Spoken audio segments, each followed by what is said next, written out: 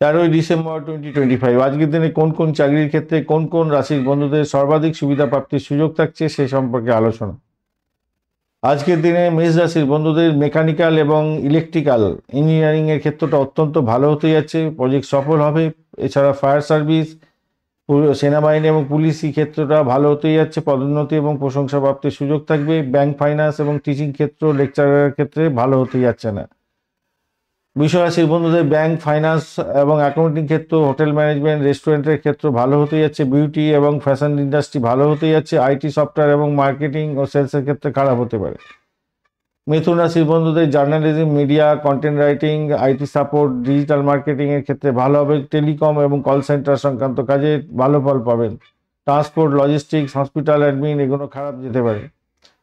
কর্কট রাশি বন্ধুদের nursing, care giver, home care ও হোটেল সংক্রান্ত কাজকর্ম, সেফ এবং কিচেন সংক্রান্ত স্টাফ ভালো হতে যাচ্ছে, তবে real estate, property management, government জবের ক্ষেত্রে খারাপ হবে।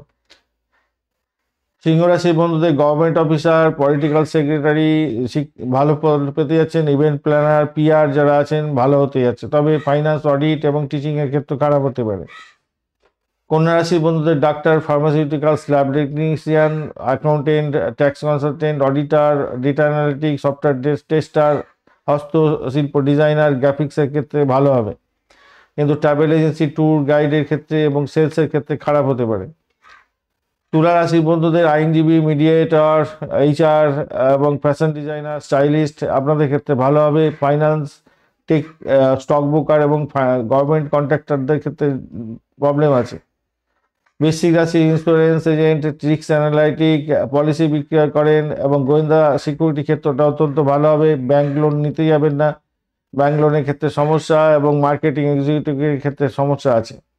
ধনু রাশি বন্ধুদের প্রফেসর, লেকচার, কোচিং টিচার ভালো হবে। ধর্মীয় প্রতিষ্ঠান এবং ট্রাস্টের ম্যানেজার ভালো ফল পেতে যাচ্ছেন। ঝুঁকিপূর্ণ বিনিয়োগের ক্ষেত্রে সতর্ক থাকুন। ট্রাভেল এজেন্সি এবং পাবলিশিং এডিটরের ক্ষেত্রে সমস্যা আছে।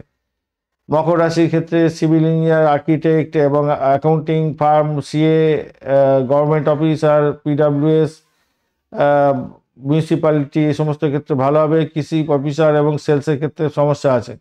কুম্ভ রাশির ক্ষেত্রে IT developer, app developer, bug fixer এবং এনজিও, সোশ্যাল ওয়ার্কারদের ক্ষেত্রে ভালো। হোটেল, রেস্টুরেন্ট স্টাফ যারা আছেন তাদের ক্ষেত্রে সমস্যা আছে। ট্রাভেল কোম্পানির বাজে হতে পারে। মীন রাশির বন্ধুদের ফার্মাসিউটিক্যালস, মেডিকেল রিপ্রেজেন্টেটিভ, জ্যোতিষ এবং আধ্যাত্মিক কাউন্সিলরের ক্ষেত্রে ভালো হতে যাচ্ছে, তবে ফাইন্যান্স, ইনভেস্টমেন্ট এবং রিয়েল এস্টেট ব্রোকারের ক্ষেত্রে সমস্যা হতে পারে। ধন্যবাদ বন্ধু, ভিডিওটি দেখার জন্য লাইক, শেয়ার, কমেন্ট করতে ভুলবেন না।